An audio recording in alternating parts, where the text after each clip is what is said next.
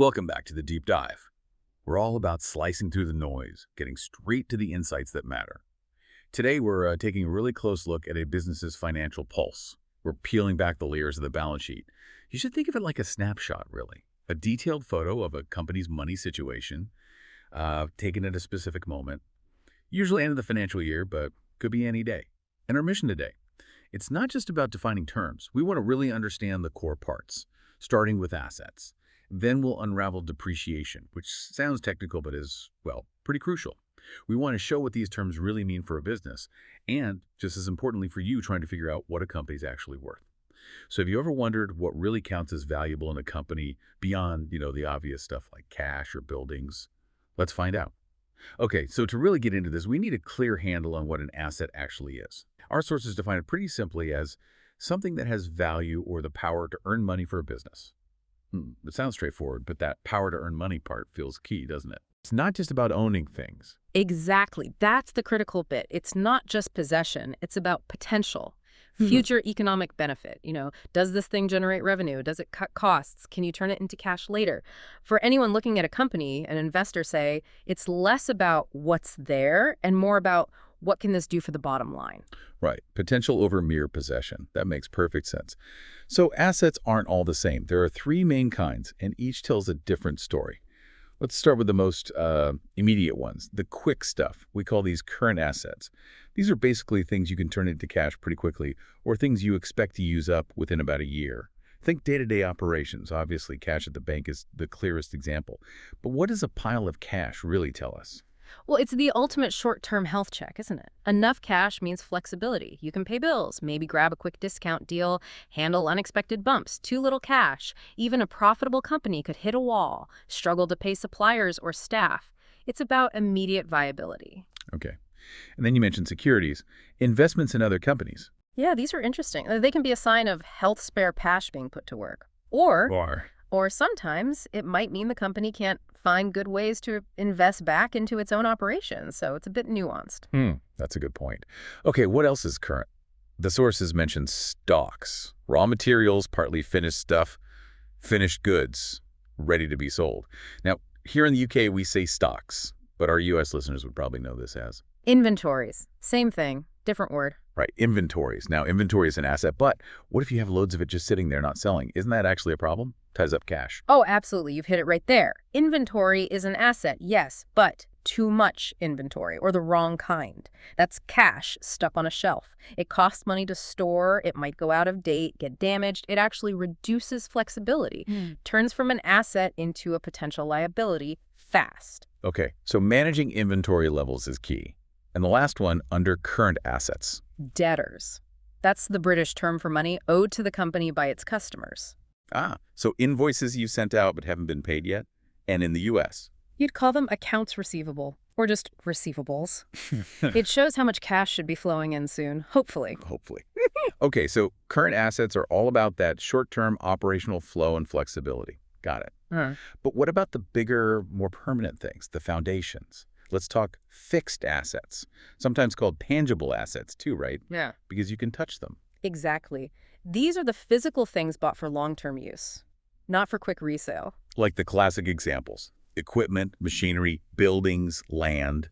The stuff a company uses to make its products or deliver its services year after year. Precisely. And they're not just items on a list. They tell a story about strategy.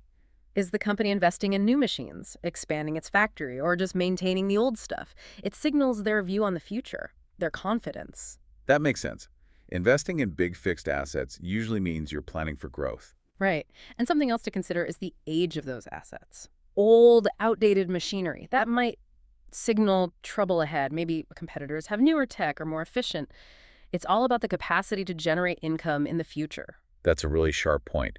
The age and efficiency matter just as much as having the asset itself. Okay, fixed assets are the physical backbone. But now, here's where it gets really interesting. A bit more abstract. Intangible assets, the non-physical stuff. Can't touch it, but it can be incredibly valuable. Huge earning power. Yeah, these are fascinating. Often harder to pin down on a balance sheet, but Critical? like goodwill. Mm. The source describes it as the value that the company thinks it has as a functioning organization with its existing customers. Yeah. So it's kind of reputation, customer loyalty, the fact that the whole operation works well together. It's subjective, but vital. It is subjective, especially when it first appears. Usually when one company buys another for more than its physical assets are worth, that extra amount, that's often goodwill. It reflects the premium paid for that existing setup, the customer base, the smooth operation. And then there are brands. An established brand, the source says, has the power to earn it money and would have a value for any potential buyer. You just have to think of the biggest global logos.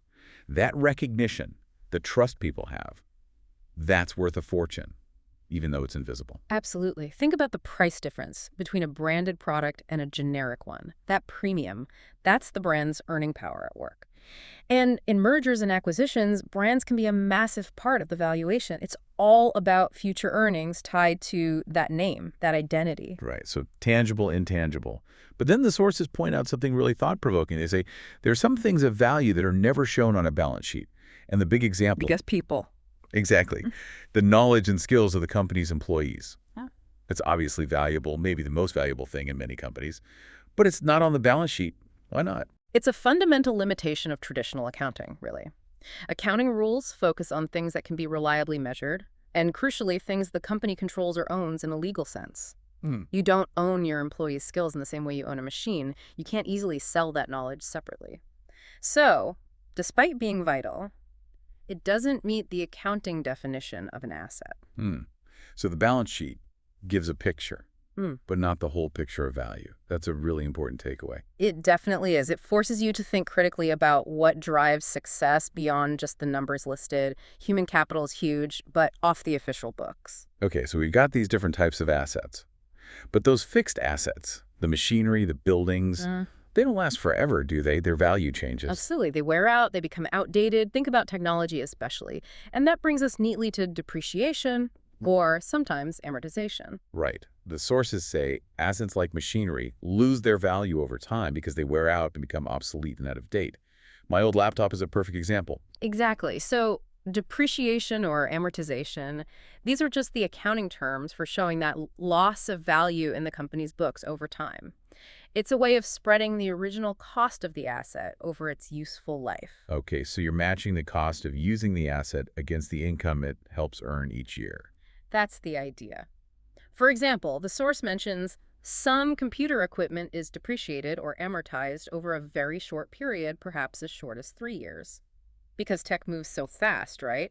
So its value is written down or reduced each year over that period and written off complete at the end. It's gone from the books. So wait, if a computer is written off the books after 3 years, but it's, still working, what's its value then? There must be a gap between the accounting value and reality sometimes. There often is, and that's a crucial distinction for you to grasp. The value shown in the accounts is called its book value. That's the original cost minus all the depreciation charged so far. Okay, book value. But that's not necessarily what you could sell it for. Correct. What you could sell it for today is its market value. And the source clearly states the book value may or may not be its market value. Ah, okay. Can you give examples? Sure. Think about land or buildings. Often, their market value goes up over time due to location, inflation, whatever.